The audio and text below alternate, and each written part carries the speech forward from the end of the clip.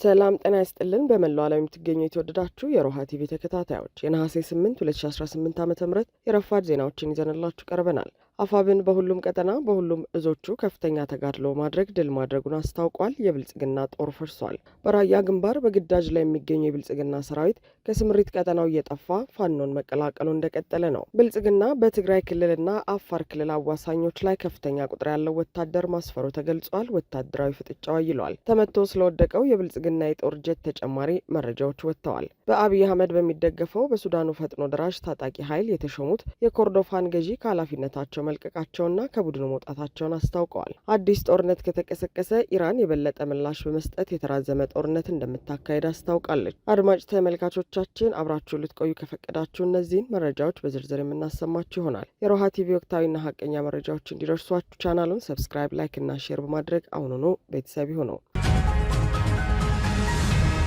አፋብን በሁሉም ቀጠና በሁሉም እዞች ከፍተኛ ተጋድሎ ማድረግ ድል ማድረጉን አስታወቀ። የአማራ ፋኖ ብሔራዊ ንቅናቄ ወታደራዊ ቃል አቀባይ አርበኛ አበበ ሙላቱ በጎጃም፣ ጎንደር፣ ሸዋ፣ ወሎና ቢዛሞ ቀጠና በሚገኙ ሁሉም እዞች ባደረጉት ተጋድሎ ከፍተኛ ድል ማግኘታቸውን ገልጿል። በአምስቱም ማዕዘን በጎንደር ጠቅላይ ግዛት በላይ እዝ፣ በጎጃም ጠቅላይ ግዛት ቴዎድሮስ እዝ፣ በወሎ ቤት አማራ ወሎ ጠቅላይ ግዛት ምኒልክ እዝ እንዲሁም በሸዋ ጠቅላይ ግዛት ሳምነው እዝ፣ በወለጋ ቢዛሞ አንሻ ሰይድ እዝ በኩል በርካታ ትንቅንቆች እየተደረጉ ያለበት ሁኔታ ነው ያለ። ሳምንቱን ሙሉ እንደው አብነት እንኳን የትናንትናውን ጠቀስ ሳያደርግ በሁሉም ቀጠናዎች ላይ ሁሉም እዞቻችን በእዙ ስር የሚገኙ ኮሮችና ክፍለ ጦሮች የጠላትን እንቅስቃሴ በንስር ዓይን እየተመለከቱ የጠላትን መግቢያ መውጫ እያሳጡ ያለበት ሁኔታ ነው ያለ። ለአብነት እንኳን ጠቀስ ባድርግ በትናንትናው ዕለት የአማራ ፋኖ ብሔራዊ ንቅናቄ ጎንደር ጠቅላይ ግዛት በላይ እዝ በዚህ እዝ ስር የሚገኙ ኮሮችና ክፍለ ጦሮች በጠላት ኃይል ላይ የተቀናጀና የተጠና ወታደራዊ እርምጃዎች በመውሰድ ከፍተኛ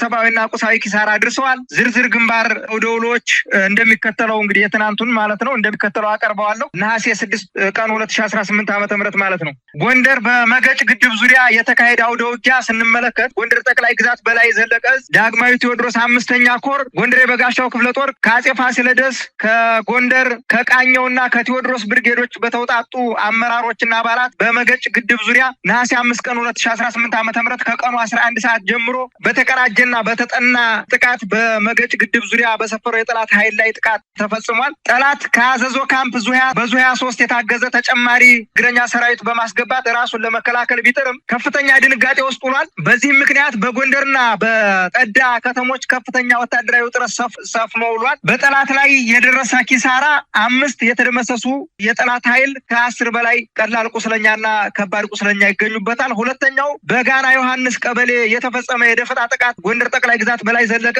202ኛ ኮር በጌምድር ክፍለ ጦር አይሸሽም ዮሐንስ ብርጌድ ቃኝ ሻለቃ ከላይ አርማጭሆ ወረዳ ቆላ ሮቢት ከተማ ተነስቶ ወደ ጋና ዮሐንስ ቀበሌ ሲንቀሳቀስ ነሐሴ 6 ቀን 2018 ዓ.ም ትንኮሳ ለማድረግ ሌሊቱን ሙሉ ሲጓዝ ያደረው የጠላት ኃይል እንቅስቃሴውን ቀድሞ በማንበብና በማወቅ በብርጌዱ ቃኝ ሻለቃ አስተባባሪነት በተጠና የደፈጣ ድንገተኛ ጥቃት ከፍተኛ ምት ተሰንዝሮበታል። ጠላት ላይ የደረሰ ኪሳራ 31 አድማ ብተና እና የሚኒሻ አባላት ሙትና ቁስለኛ ሆነዋል። የተማረከ መሳሪያና ትጥቅ 5 ክላሽንኮቭ 2 የቃታ መሳሪያ ተማርኳል ከነተተኳሹ ማለት ነው። 5 የጠላት ስልኮች እንዲሁም ጠላት ሲጠቀምባቸው የነበሩ ስልኮች እና የወገብ ትጥቆች ተማርከዋል። በዚህ ልክ ነው። አርበኛ በባክለውም ያገዛዙ ጦር በጎጃም፣ በጎንደር፣ በወሎ፣ በሸዋና በወለጋ እየተናደና እየፈረሰ ነው ብለዋል። በተለይም በራያ ግንባር ቀላል የማይባል የብልጽግና ጦር ፈርሶ የሚኒሊክ እዝን እየተቀላቀለ መሆኑን ገልጸዋል። ያገዛዙ ጦር የሚበተነውም ብልጽግና በንጹሃን አማራዎች ላይ የሚፈጽመው ግፍና በደል እንዲሁም በፋኖ እየደረሰበት ባለው ምት ምክንያት መሆኑን ገልጸዋል። የሞት ሽረት ትግል ነፍስ አውጭኝ ካልሆነ በስተቀር ሰራዊቱ ራሱ በራሱ ጊዜ እየከዳው ያለበት ሁኔታ ነው ያለው። እንደ አማራ ፋኖ ብሔራዊ ንቅናቄ ድርጅቱ ከተመሰረተ አንስቶ በጣም በርካታ ያገዛዙ ሰራዊት ያገዛዙን ጭካኔ፣ ያገዛዙን መጥፎ አካሄድ፣ ያገዛዙን በንጹሃን ላይ መጨከን፣ አገዛዙ በንጹሃን ሀብት ንብረት ላይ የሚያደርገውን ውድመት ተከትሎ ሰራዊቱ ይሄ ያገዛዙ አካሄድ መጥፎ አካሄድ እንደሆነና በተለይ ደግሞ አንድን ብሔር ተኮር ያደረገ ጥቃት እየተደረገ እንደሆነ ሲገባቸው ወደ ማህበረሰባቸው እየተቀላቀሉ ወደ ቤተሰቦቻቸው እየተመለሱ እንዲሁም ደግሞ ትግል የሚፈልጉት የአማራ ፋኖ ብሔራዊ ንቅናቄን በየእዞቹ ስር እየተቀላቀሉ ትጥቁንም ወደ አማራ ፋኖ ብሔራዊ ንቅናቄ ገቢ እያደረጉ ማህበረሰባቸውን እየተቀላቀሉ ያለበት ሁኔታ ነው ያለ። ይህም እየሆነ ያለው በአማራ ፋኖ ብሔራዊ ንቅናቄ ጎንደር ጠቅላይ ግዛት በላይ እዝ በኩል እንደዚሁ በበርካታ ቦታዎች ላይ በርካታ ኮሮች ይንቀሳቀሳሉ። እነዛ ኮሮች በሚንቀሳቀሱበት አካባቢ ላይ ያገዛዙ ጥምር ጦር የሚለው ሚኒሻ፣ አድማ ብተና፣ ሰላም አስከባሪ የሚለው እንዲሁም ከየሌላ ቦታ ተጠረቃቅሞ የመጣ የመከላከያ ሰራዊት ቁመና ባይኖረውም እንደው መከላከያ ሰራዊት እንበለው እንጂ መከላከያ ሰራዊት ጭምር እየፈረሰ ማህበረሰቡን እየተቀላቀለ ወደ ቤተሰቡም እየተመለሰ ያለበት ሁኔታ ነው ያለ። እንዲሁም በጎጃም ጠቅላይ ግዛት ቴዎድሮስ እዝ በኩል እዙ ተቆጣጥሮ በሚያስተዳድራቸው ቀጠናዎች አካባቢ ላይ የሚንቀሳቀሱ ኮሮችና ክፍለ ጦሮች፣ ሻለቃዎች በየወረዳውና በየዞኑ ተሸጉጦ ያለው ያገዛዙ ጥምር ጦር የሚለው ኃይል ሙሉ በሙሉ እየፈረሰ ወደ ማህበረሰቡ እየተቀላቀለ እንዲሁም የአማራ ፋኖ ብሔራዊ ንቅናቄ ትግል ትክክለኛ ትግል በወቅቱ የተገኘ ወቅቱን የዋጀ ትግል እየታገለ ያለ ድርጅት እንደሆነ አውቀው ተገንዝበውት ወደ አማራ ፋኖ ብሔራዊ ንቅናቄ እየተቀላቀሉ ያለበት ሁኔታ ነው ያለ። ይህንንም እየተቀላቀሉ ያሉት የአገዛዙ ካቢኔም ጭምር ናቸው። ከሚኒሻው ጋር፣ ከአድማ ብተናው ጋር፣ ከሰላም አስከባሪውና ከመከላከያ ሰራዊቱ ጋር ወደ ህዝባቸው ወደ ማህበረሰባቸው እየተቀላቀሉ ያለበት ሁኔታ ነው ያለ። የገባቸው ያልገባቸው ደግሞ ቀጥለው ይመጣሉ። እንዲሁም በወሎ ጠቅላይ ግዛት ሚኒሊክ እዝ በኩል እንዲሁ በተመሳሳይ በራያ ግንባር ላይ ከፍተኛ የሆነ ጭንቀት አድሮበት አገዛዙ ገና ጦርነት ሳይጀመርበት የአገዛዙ ሰራዊት እየፈረሰ ወደ ማህበረሰቡ እየተቀላቀለ ያለበት ሁኔታ ነው ያለ። ለአብነት እንኳን ጠቀስ ማድረግ ወደ ሸዋ መጥቼ ሸዋ ላይ የአማራ ፋኖ ብሔራዊ ንቅናቄ ሸዋ ጠቅላይ ግዛት ታሳምነው እዝ በሚያስተዳድራቸው ቀጠናዎች ሙሉ በሙሉ ያገዛዙ ኃይል ሚኒሻ በለው አድማ ብተና በለው ጥምር ጦር የሚላቸው አጠቃላይ እየሰበሰበ ያመጣው መከላከያ ሰራዊት አገዛዙ በንጹሃን ላይ እያደረገ ያለው ጭፍጨፋ፣ በሴቶች እህቶች ላይ እያደረገ ያለው ደፈራ፣ በተለይ በከፍተኛ የጦር መኮንኖች በጀነራሎችና በኮሎኔሎች በሻለቃ አመራሮች የሚደረገው አማራ ተኮር የሆነ ጥቃት፣ በሴቶች ላይ ያለውን ጥቃት፣ አማራ ተኮር የሆነ ሀብት ንብረት ውድመት፣ እነዚህን ሲያይ ሰራዊቱ በከፍተኛ ሁኔታ እየተናደ ያለበት ሁኔታ ነው ያለ። በራያ ግንባር በግዳጅ ላይ የሚገኘው የብልጽግና ሰራዊት ከስምሪት ቀጠናው እየጠፋ ፋኖን መቀላቀሉ እንደቀጠለ ነው። ትናንት ነሐሴ 7 2018 ዓ.ም በሰሜን ወሎ ዞን በራያ ቆቦ ወረዳ የጠላት የሰሜን ምስራቅ እዝ 1ኛ ኮር 45ኛ ክፍለ ጦር 4ኛ ሻምበል አዛዥ እና የሰሜን ምስራቅ እዝ 802ኛ ኮር 49ኛ ክፍለ ጦር 3ኛ ሻለቃ 2ኛ ሻምበል አባል ከነሙሉ ትጥቃቸው ሚኒሊክ እዝ ምስራቅ አማራ 2ኛ ኮርን ተቀላቅለዋል። ከተቀላቀሉት የጠላት የሰራዊት አባላት 50 አለቃ ጫላ ተኩ የሰሜን ምስራቅ እዝ 1ኛ ኮር 45ኛ ክፍለ ጦር 1ኛ ሬጅመንት 4ኛ ሻምበል አዛዥ እና ሙሉጌታ አሰፋው ጥሩነ የሰሜን ምስራቅ እዝ 802ኛ ኮር 49ኛ ክፍለ ጦር 3ኛ ሻለቃ 2ኛ ሻምበል አባል ትናንትና መሻሹን የ102ኛ ኮር ፋኖን ተቀላቅለዋል። ወደ ፋኖ ከመጡት የብልጽግና የሰራዊት አባላት መካከል 2 ጥቁር ክላሽንኮቭ መሳሪያ፣ 400 የክላሽ ጥይት፣ 4 ኤፍ1 ቦምብና 6 ክላሽንኮቭ ካዝና በመያዝ ተቀላቅለዋል። በተጨማሪም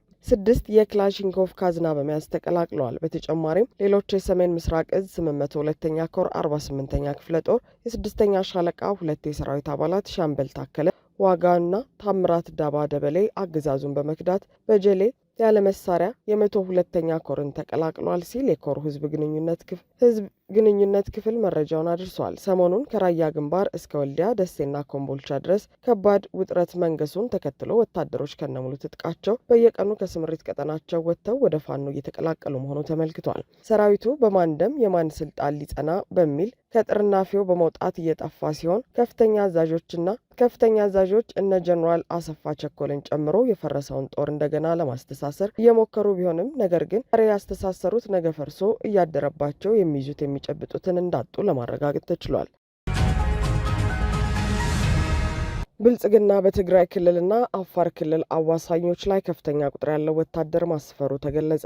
አስተያየታቸውን ለዶቼ ቬለ የሰጡ በአፋር ክልል ዞን 4 ያለው ወረዳ ነዋሪ በሁለቱ ክልሎች አስተዳደራዊ ወሰን አካባቢ አሁን ያጠላው ስጋትና የሰራዊት እንቅስቃሴ መኖሩን ገልጸዋል። የዓይን እማኙ እንደሚሉት ሁለቱም ተፋላሚዎች በአስተዳደር ወሰኑ አካባቢ ወዲህና ወዲያ እየተያዩ የጦርነትም ዝግጅት እያደረጉ ነው። የብልጽግና ሰራዊት በአፋር ክልል በኩል ቦታ መያዙንም የገለጹት የዓይን እማኙ የትግራይ ኃይሎች ሰራዊት ብሶበር በተባለ የወሰን አካባቢ መስተዳደር ላይ መስፈሩን ጠቁመዋል። ያለው ወረዳ አስተያየት ሰጪ አክለውም እስካሁን በዚህ መስመር የተሰማ የጥይት ድምጽ ባይኖርም በሚደረግ ወታደራዊ እንቅስቃሴና ዝግጅቱ ስጋት ያሳደረባቸው የአካባቢው ነዋሪዎች ቀያቸውን ለቀው ወደ ሌላ ቦታ መሸሸጋቸውንም አመልክተዋል። አሁን እኛ ያለንበት አካባቢ ላይ ዝግጅቱ በጣም ከፍተኛ ነው በማለትም በሁለቱም በኩል ከባድ መሳሪያዎች እየተደቀኑ በመሆኑ አካባቢው ላይ የሚገኘው ህብረተሰብ ጦርነት የሚከፈት ከሆነ አደጋ እንዳይደርስበት በመስጋት በተወሰነ መልኩ ማህበረሰቡ ስጋት ካለበት አካባቢ ሸሽቶ ተፈናቅሏል ነው ያሉት። አሁን በስፍራው የቀሩትም ቢሆኑ ጦርነቱ ዛሬ ነገ ይጀመር ይሆን በሚል ከፍተኛ ስጋት ውስጥ መሆናቸውንም አብራርተዋል።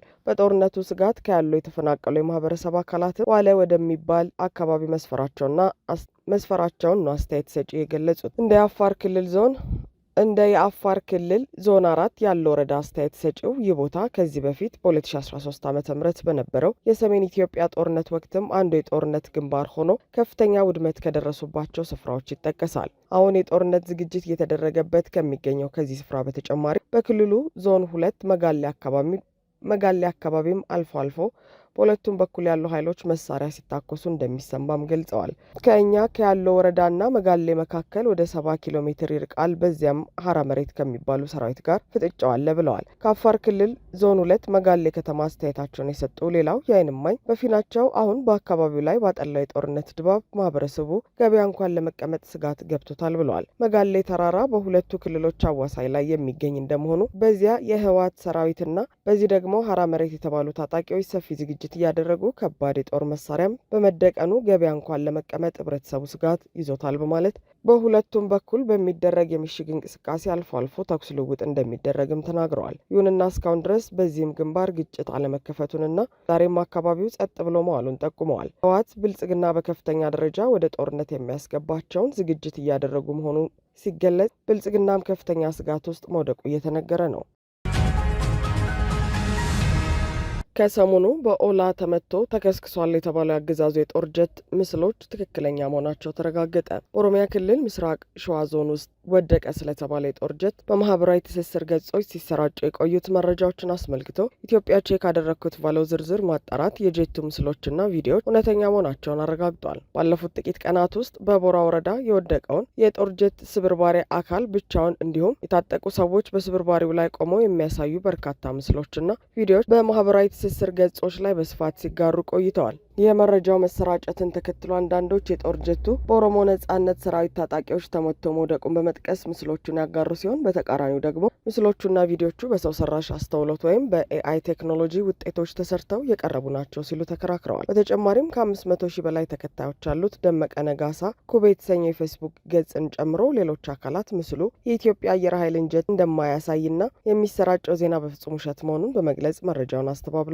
ነበር። ሆኖም ግን ኢትዮጵያ ቼክ በምስሎቹና በቪዲዮቹ ላይ ባደረገው ጥልቅ ማጣራት የቀረቡት ምስሎችም ሆኑ ቪዲዮዎች በሰው ሰራሽ አስተውሎት ወይም በቅንብር የተሰሩ እንዳልሆኑና ከዚህ ቀደም በማህበራዊ ትስስር ገጾች ላይ ተጋርተው የማያውቁ አዳዲስ መረጃዎች መሆናቸውን አረጋግጧል። በመረጃ ማጣራቱ ሂደት መሰረት የወደቀው የጦር ጀት ኤሮኤል 39 አልባትሮስ በመባል የሚታወቅ የቼክ ሪፐብሊክ ስሪት ሲሆን ይህ ጄት በስፋት ለስልጠና አገልግሎት የሚውልና ለአየር ላይ ውጊያ፣ ለመሬት ላይ ኢላማዎች ጥቃት እንዲሁም ለስለላ አገልግሎት ሊውል የሚችል የጦር መሳሪያ ነው ተብሏል። የኢትዮጵያ አየር ኃይል ይህንን የጄት አይነት ለስልጠና አገልግሎት እንደሚጠቀም ቀደም ሲል የገለጸ ሲሆን ጄቱ የዛሬ 6 ወር ገደማ በተከበረው የአየር ኃይሉ የ90ኛ ዓመት ክብረ በዓል ላይ ትርኢት ካሳዩት በርካታ ጄቶች መካከል አንዱ እንደነበር ተመልክቷል። ኢትዮጵያ ቼክ የተከሰከሰውን የጄት ስብርባሪ በአየር ኃይሉ ክብረ በዓል ላይ ትርኢት ካሳዩት ሌሎች አልባትሮስ ጀቶች ጋር በማነጻጸር ባደረገው ፍተሻ ሁለቱም ተመሳሳይ ቀለም ስብጥር እንዳላቸው ማረጋገጥ ችሏል።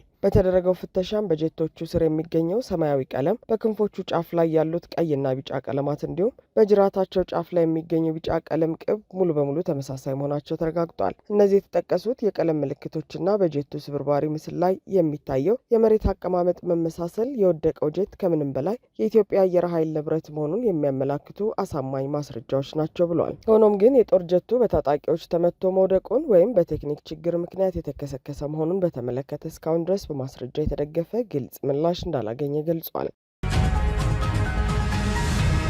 በአብይ አህመድ በሚደገፈው በሱዳኑ ፈጥኖ ደራሽ ታጣቂ ኃይል የተሾሙት የኮርዶፋን ገዢ ከኃላፊነታቸው መልቀቃቸውንና ከቡድኑ መውጣታቸውን አስታወቁ። በመሐመድ ሐምዳን ዳጋሎ የሚመራውና በብልጽግናው አገዛዝ በሚደገፈው በሱዳኑ ፈጣን ድጋፍ ኃይል አርኤስኤፍ የኮርዶፋን ክልል ገዢ ሆነው ተሾመው የነበሩት ሐማድ ሙሐመድ ሐማድ ሐሊፋ ከቡድኑ መውጣታቸውንና ከኃላፊነታቸው መልቀቃቸውን ረቡዕ ዕለት አስታውቀዋል። ሐሊፋ ከኃላፊነታቸው መውጣታቸውን ይፋ ያደረጉት አልአረቢያ ለተሰኘው የሳውዲ አረቢያ ቴሌቪዥን ጣቢያ በሰጡት የቀጥታ ቃለ መጠይቅ ወቅት ነው። አርኤስኤፍ ባለፈው ዓመት ሐሊፋን የኮርዶፋን ገዢ እንዲሁም በታሲም ጥምረት በተቋቋመው መንግስት ስር የፕሬዝዳንታዊ ምክር ቤት አባል አድርገው ሾሟቸው ነበር። ሐሊፋ በቃለ መጠይቃቸው እንደተናገሩት የሱዳን ህዝብ ህገወጥ ሚሊሻዎች ካሏቸው አካላት ጋር ከመታገል ውጪ ሌላ አማራጭ የለውም ያሉ ሲሆን ታጣቂ ቡድን ጎሳን፣ ሰላማዊ ሰዎችንና ብሔርን ያማከለ ግጭት እየቀሰቀሰ ነው ሲሉ ከሰዋል። አክለውም ህጋዊ የሆኑ የመንግስት ተቋማት ወደ ኮርዶፋንና ዳርፉር ክልሎች እንዲመለሱ ጥሪ አቅርበዋል። እንደ ሐሊፋ ገለጻ የታሲስ አስተዳደር የፈጣን ድጋፍ ኃይሎችን ድርጊቶች ለመሸፈን የሚያገለግል የፖሊሲ ሽፋን ብቻ ነው። ተቋሙ በስራው መክሸፉን ከታጣቂዎቹ ጋር መተባበሩንና ዓለም አቀፍ የሰላም ጥሪዎችንም አለመቀበሉን ገልጸው ከሰዋል። በአርኤስኤፍ ቁጥጥር ስር ባሉ አካባቢዎች የሚኖሩ ሰላማዊ ሰዎች ሁኔታ ልብ የሚሰብር መሆኑን የገለጹት ኻሊፋ ታጣቂ ቡድኑ ከተሞችን በማፍረስና ተዋጊ ያልሆኑ ሰዎችን በመግደል ላይ ይገኛል ብለዋል። ይህ ከቡድኑ የመውጣት ውሳኔ የተሰማው ከአርኤስኤፍ ለቀው የሚወጡ እንዲሁም የሱዳን ሰራዊትን የሚቀላቀሉ ወታደራዊ አባላት ቁጥር እየጨመረ በሄደበት ወቅት ነው። በቅርቡ ከቡድኑ የለቀቁ ታዋቂ ግለሰቦች መካከል ከፍተኛ የፖለቲካ አማካሪና የካርቱም ገዢ የነበሩት ፋሪስ አልኑር ኢብራሂም፣ ሜጀር ጀነራል አልኑር አህመድ አዳም፣ አዛዥ አሊ ሪዝቅ አላህና የባራ ኦፕሬሽን ኃላፊ ቢሻራ አል ሁዌራ ይገኙበታል ሲል የዘገበው ሱዳን ትሪቡን ነው። አዲስ ጦርነት ከተቀሰቀሰ ኢራን የበለጠ ምላሽ በመስጠት የተራዘመ ጦርነት እንደምታካሄድ አስታወቀች። ከፍተኛ የኢራን ወታደራዊ ባለስልጣናት አሜሪካ ሌላ ዙር ጥቃት በሀገራቸው ላይ የምትከፍት ከሆነ ከባድ ጥቃት በመሰንዘር ለተራዘመ ጦርነት እየተዘጋጁ መሆናቸውን ተናግረዋል። የኢራን እስላማዊ አብዮታዊ ዘብ ከፍተኛ ባለስልጣን ሳና ኢራድ ከአሜሪካ ጋር አዲስ ጦርነት የሚቀሰቀስ ከሆነ ቴህራን ከዚህ በፊት ከነበረው በጠነከረ ሁኔታ ምላሽ እንደምትሰጥ አስታውቀዋል። ፋርስ የተባለው የኢራን ዜና ወኪል እንደዘገበው የአብዮታዊ ዘቡ ጠቅላይ አዛዥ ፖለቲካዊ ርዕዮተ ዓለም ጉዳዮች መኮንን የሆኑት ባለስልጣን ጠላት በሀገር ውስጥ ክፍፍልን በመፍጠርና ኢኮኖሚ ጫና በማሳደር ተቃውሞችን መፍጠር እንደሚችል በማሰብ ጥረት እያደረገ ነው ብለዋል። በተጨማሪም የኢራን ሰራዊት ምክትል ጠቅላይ ኤታማዦር ሹም አሊ ሬዛ ሼክ በበኩላቸው የኢራን እስላማዊ ሪፐብሊክ ለተራዘመ ጦርነትና ቀጣይነት ላለው ዘመቻ ዝግጁ መሆኗን ተናግረዋል። እንዲሁም የኢራን የጦርነት መርህ ግልጽ ከሆነው የመከላከል አቋም ወደ ጥቃትን ቀድሞ ማስቀረትና ማጥቃት መሸጋገሩን እንዲሁም የበለጠ ሚሳይልና ድሮን የማምረት አቅምን ቀጣይነት ላለው ዘመቻ ወሳኝ መሆኑን አመልክተዋል። በሳምንታት ውስጥ ይጠናቀቃል የተባለው አሜሪካ በኢራን ላይ የከፈተችው ጦርነት ሞቅ ቀዝቀዝ እያለ ወራትን ያስቆጠረ ሲሆን በድርድር እንዲያበቃ ለማድረግ ጥረት እየተደረገ ነው። አድማጭ ተመልካቾቻችን የሰዓቱ የሮሃ ቲቪ ዜናዎች የተከታተላችኋቸውን ይመስሉ ነበር። አብራችሁን ስለነበራችሁ ከልብ እናመሰግናለን። ሰላም።